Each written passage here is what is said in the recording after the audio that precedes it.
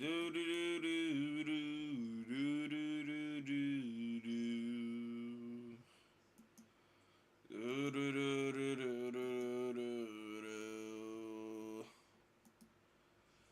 know I that I don't know. I like found a joints. I just smoke flower. bitch. Cause I You know couldn't that believe pussy his is so eyes. wet. All of his body parts So I want started just keep floating on by. fucking That's something me it and my homeboy used to say back when that commercial aired until I 13 get years it. ago. Not so fucking wet. Right? Shit like that makes I me don't feel know. old. I'm fucking living. Or is it it. nostalgia? Well, Who's fucking watching? nostalgia's a Man? bitch, right? I've been getting nostalgic for a lot of things lately. I'll smell something in the air. I'll see something that brings Who me is back to some shit my mom fuck showed right me when I on was a you, kid, bitch, or 'cause I'm so some food I had at my great. auntie's house when I was young. I don't know. Supposedly anybody doesn't want me to hear them. supposedly, man, nobody wants me to fuck their girlfriends. So, Right? Shit like that makes me. well, guess what? Your girlfriend wants to fuck me. Welcome to the Heavy Spoilers Show. I'm your host Paul, and it's time to go ashes to ashes and dust to dust as we get into the Shut the groovy fuck new up. horror movie Evil Dead Rise. Throughout I'm this just video, we're going to be breaking down the Everybody, I'm film gonna and talking be about I'm gonna all be the Easter going eggs on in it live that right call now back to too, the so earlier stick movies. around, go Now, though this on isn't centered live.me. around Ash, we You actually already get a lot of know. nods and references to the other Tell films, me with what I us should even watch, getting a you Bruce know? Campbell voice cameo at one point in the movie. Like, tell me what I should watch. Called the Book of the Dead for a reason. I seek to look at this book for the good of man. Yes, the person that we hear saying destroyed is actually none other than Bruce Campbell to make things No. movie. Brilliant.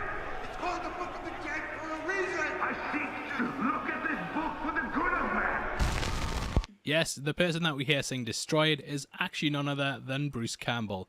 To make things even crazier, director Lee Cronin stated this might actually be Ash himself due to all the timey-wimey wibbly-wobbly stuff that the franchise does. We know that this record comes from 1923, and they have teased that they could possibly explore something like this in an Evil Dead 6. I'd love This to is see the some of the fifth Evil characters Dead? from this coming face to face with Ash, and we of course get lots of callbacks to the movies from the outset. The New Line logo's background turns to a dark blood red, and this is similar to some of the posters that we've had in the franchise over the years. From here we go to the woods, and this is shown almost as a POV of something moving through them, which is another style choice that Raimi used in his films. The first movie even started off with something travelling through the woods, and this happened just before we went and met our characters.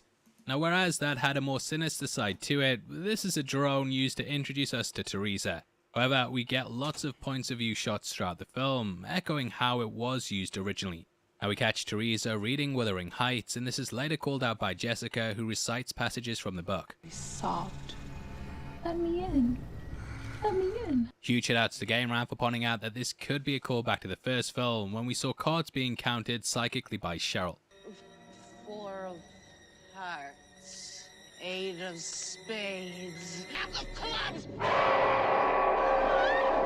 Now, I have seen people saying that The Lakeside could be a nod to another classic horror Friday the 13th, but whether that's the case or not, I think it's undeniable this cabin is riffing on the setting of the first two. The fisheye lens effect here adds so much to this shot, with the forest almost warping around the entire area.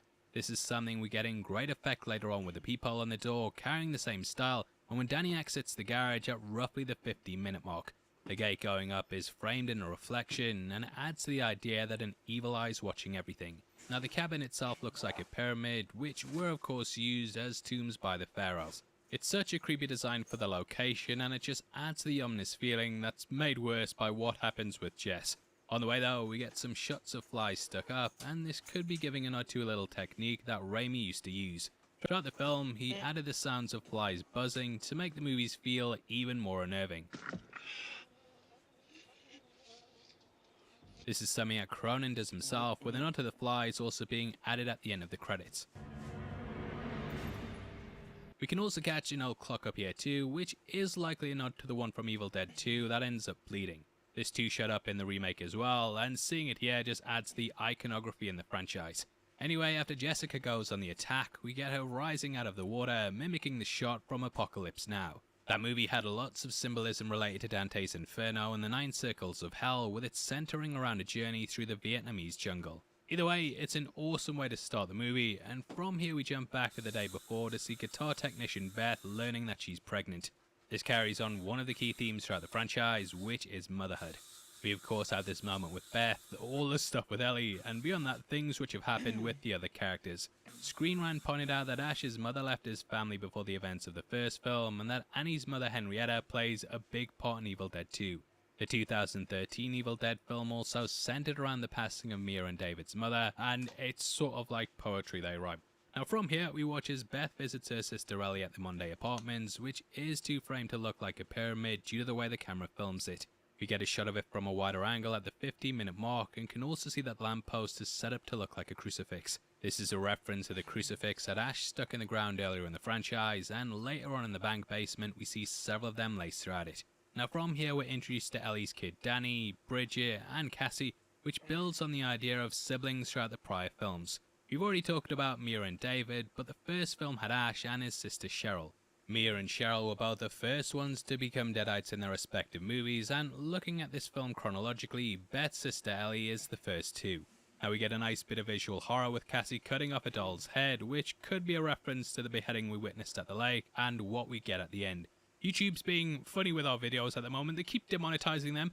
Even the bloody thing got demonetized because of gore, so I don't want to show it, but you know what it is. We learn that she's actually making a weapon called Staphany to protect against an apparent ghost that lives in the apartment building. The idea of a head being on the bottom of a sharp object actually has roots in the franchise, and the Kanda and dagger had something similar. In Danny's room there's also a Three Stooges poster, and Raimi admitted that he took a lot of inspiration from the comedy trio when he was making his movies. At this point, Bridget then gets invited to go watch all the Nightmare on Elm Street movies, but she ends up declining it. Mom's on nights and we're watching all the Freddy movies in a row. Even the shitty ones. There aren't any shitty ones. Now later on we get a visual note of this film with Beth dipping her hand in the bathtub, which she then uses to pretend that she's being pulled in. During Elm Street we had the iconic bath scene where Freddy's fingers popped out of the water, and then Nancy got pulled under, which Cronin said he was making Beth imitate. Now the apartment block is rocked by a gigantic earthquake, and this is something that the cabin suffered at the end of the second film when everything was going to hell. The idea of basements being where the evil book is located is also somewhat of a parallel to the prior movies, with the hatch there acting like how the crack does here. Now we actually get our first hint towards a chainsaw during this scene, as we can catch an image of one on the side of Fonda's tree surgery van. Mr. Fonda appears later on in the film, and he's actually played by Mark Mitchinson, who appeared in Ash vs. the Evil Dead. On top of this is actually a number of Easter eggs here that call back to the earlier movies. You might notice that the chainsaw has a mustard colour to it, and this is different to the red that Ash ended up carrying. However, Cronin said that he used the colour here to actually give it a little nod to the Oldsmobile Delta 88. This is a car that Raimi's used in all of his movies, and it appeared in the first 3 Evil Dead films before showing up as Uncle Ben's car in Spider-Man. It even popped up during Multiverse of Madness, and this appeared when Strange and Christine went to the destroyed reality. Although Cronin didn't fully bring the car across, he did give a nod to this along with another detail in the name Fonda. Peter Fonda's daughter Bridget was actually such a big fan of Evil Dead 2 that she asked to be in Army of Darkness, but unfortunately she couldn't be. The lead female role in Sheila had already been cast, and instead she was given a smaller role and appeared as Linda in the recap sequences. Now during this moment we watch as the kids carry in pizza boxes, which are dropped on the floor when the earthquake hits. When they go to pick them up, we can see the bottom of the box says "come get some," which, yeah, no prizes for guessing what that is. Come get some. This is something that Beth also says at the end of the movie when facing down against the Marauder. Come get some. Now there's also Henrietta as well, who, as we mentioned earlier, was a character that was taken over by a Deadite. She appeared in both the Evil Dead 2 and then later on in the franchise during the Ash vs. Evil Dead series. She appeared in 2 with the iconic hatch scene, which opened and closed just like the lid of a pizza box. Now this was held together by a chain, and chains are used on the door later, giving us a sort of parallel of doors and chains being used to hold the creatures back. Now when they discovered the bank vault beneath, I was legit like, whoa mate, don't go down there. That's where the ghost who hears your keys jangling is. Don't go. And I know these movies are purposely goofy, but yeah, they do have their nice bits of horror laced throughout as well. But down here, Danny discovers the book, which we know is one of the 3 Necronomicons. Shown in Army of Darkness, these 3 books have popped up when we're dealing with the 3 different Evil Dead characters. The first book was of course what the initial story of Ash was built around, with the second appearing in the 2013 movie. The third appears here, and it brings with it its own terrifying characteristics. It really adds to the atmosphere of it, and I love how the director just does these subtle little things that he doesn't have to elevate the feeling of unease. Even little moments like us cutting to the elevator and seeing the number 13 lit up really adds to it, and it shows the attention to detail that they were going for. Now if you're enjoying the video, then please hit the thumbs up button, and also make sure you let us know below if there's any other horror movies that you'd like to see us break down.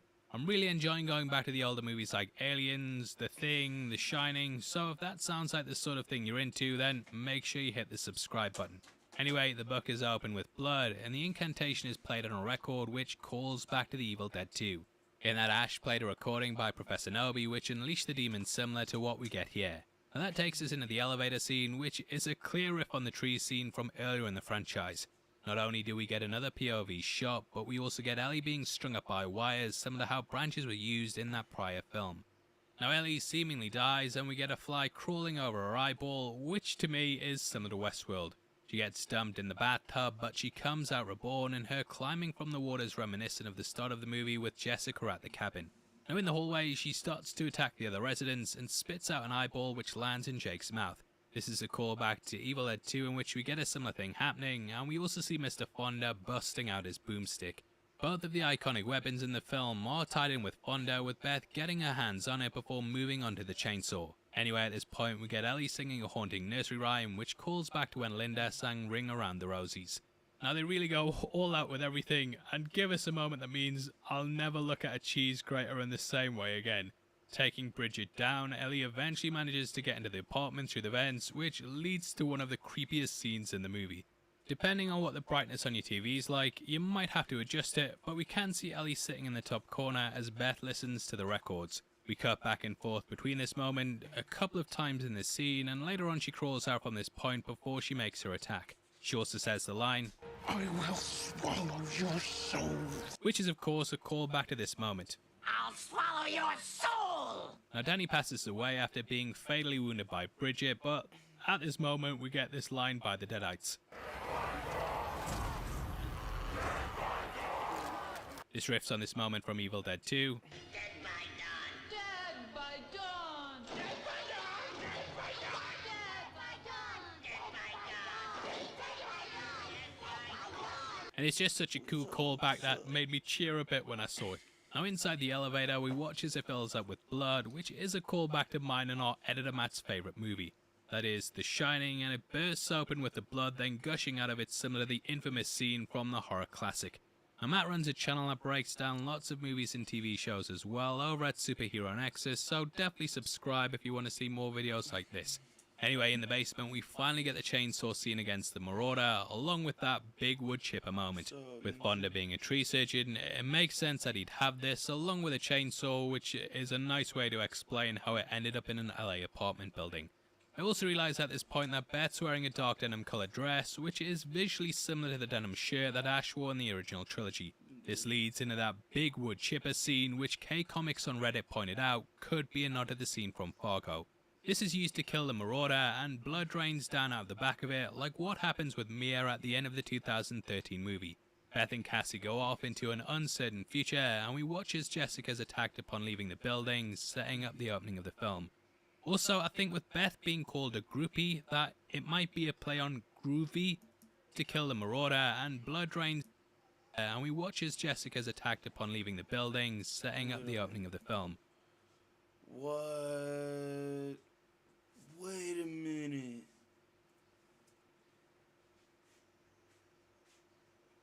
Oh shit. Wait, so the whole movie goes. What the fuck? Huh? That shit crazy. The whole movie's like a circle. Hmm?